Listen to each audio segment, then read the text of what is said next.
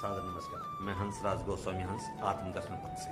सज्जनों, एक बहुत सुंदर सवाल एक श्रद्धालु के द्वारा पूछा गया है कि अंतःकरण अशुद्ध क्यों है, अंतःकरण की शुद्धि कैसे संभव है और अंतःकरण की शुद्धि करने से फायदे क्या हैं।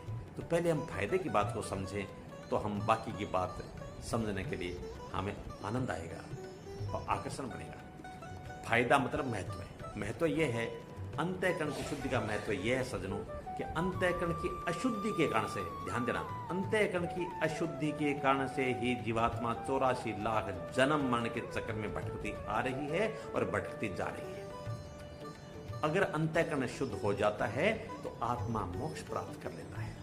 यह तो फायदा। अब है कि अंतःकरण अशुद्ध क्यों है।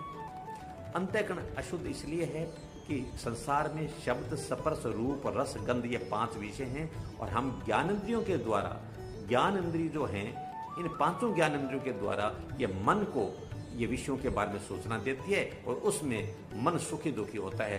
तो यह सुखी दुखी हो रहा है और संकल्प विकल्प कर रहा है।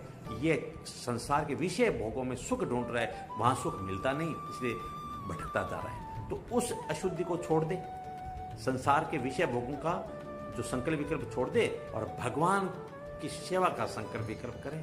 क्या कैसे करो कि भगवान खुश हो जाए, तो मन निर्मल हो गया और आत्मा का ही भाग है, आत्मा मिल गया।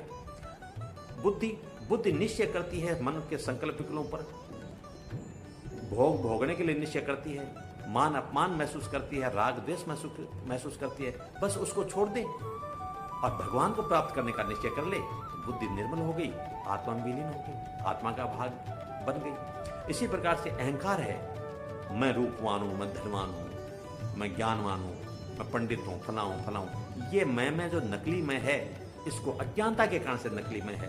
अविद्या को हटा देगा, विवेक की जागृति अगर हो जाती है तो उसमें वो महसूस करता है कि मैं तो भगवान का दास हूं। अगर भक्त है तो भगवान का दास महसूस करता है। और ज्ञान मार्ग अपना रखा है तो अहम ब्रह्मास्मि, मैं तो ब्रह्म का ही अंश हूं, मैं भगवान का अंश हूं, मैं परम तत्व हूं, यह महसूस करता है तो अहंकार मिट गया, आत्मा में लीन हो गया। इसी प्रकार चित्त जो है संसार के विषयों का चिंतन करता है तो अशुद्ध है और भगवान का चिंतन करे तो शुद्ध है। बस निर्मल चित्त जो है वही आत्मा का भाग है।